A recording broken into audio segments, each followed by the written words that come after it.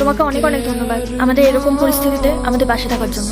স্নেহা, আমার বোন না ছোটবেলা থেকেই খুব জেদি। ও যখন একবার ভেবে নিয়েছে যে আমাকে সুস্থ করবে, তো আমাকে সুস্থ করেই ছাড়বে।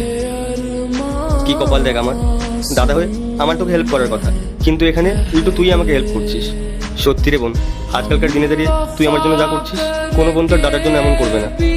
আর আজকালকার দিনে টাকা পয়সার জন্য ভাই বোনদের মধ্যে কত ঝামেলা সৃষ্টি হয়, আর তার মধ্যে তুই। সত্যি রে বোন, আমি আগের জন্মে নিশ্চয়ই কোনো পুণ্য করেছিলাম, সেই কারণে এই জন্মে তোর মতো একটা বোন পেয়েছি আমি। দাদা, তুই আমার কাছে আমার ভগবান। তোর জন্য আমি সবকিছু করতে পারি, যত টাকাই লাগুক না কেন আমি তোকে ঠিক সুস্থ করে তুলবো।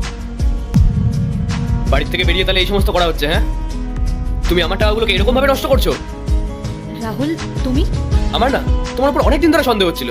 আমি ভেবেছিলাম তোমার হয়তো কারোর সঙ্গে অ্যাফেয়ার চলছে, কিন্তু না, তুমি তো দেখছি এখানে এসে তোমার বেকার দাদাকে সাহায্য করছো। বাহ পূজা, খুব ভালো। আজকে আমি এটা বুঝে গেলাম যে তুমি আমার থেকেও বেশি তোমার দাদাকে প্রায়োরিটি দাও। তুমি আমার টাকাগুলোকে এইভাবে নষ্ট করছো। আচ্ছা, তুমি কি আমার টাকাগুলোকে নষ্ট করবে বলে আমাকে বিয়ে করেছিলে? রাহুল, তোমার মাথা ঠিক আছে? তখন থেকে কি বলে যাচ্ছ? আর আমার দাদাকে নিয়ে এইসব কথা বলতে তোমার একটু লজ্জা করছে না?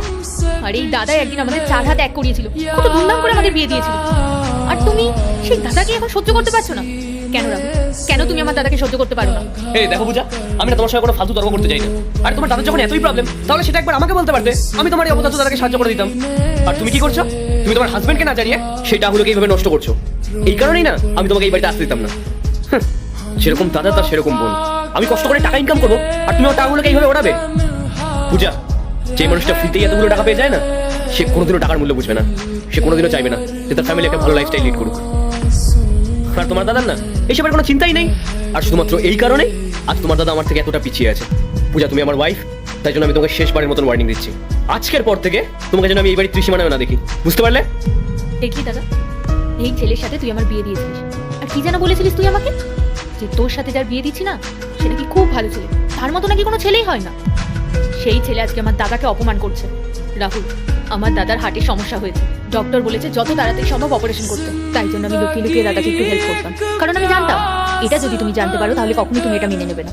রাহুল, আজ যদি এই ঘটনাটা তোমার বাড়ি কারোর সাথে হতো, তাহলে কি তুমিও সেই সময় এই জিনিসগুলোই করতে?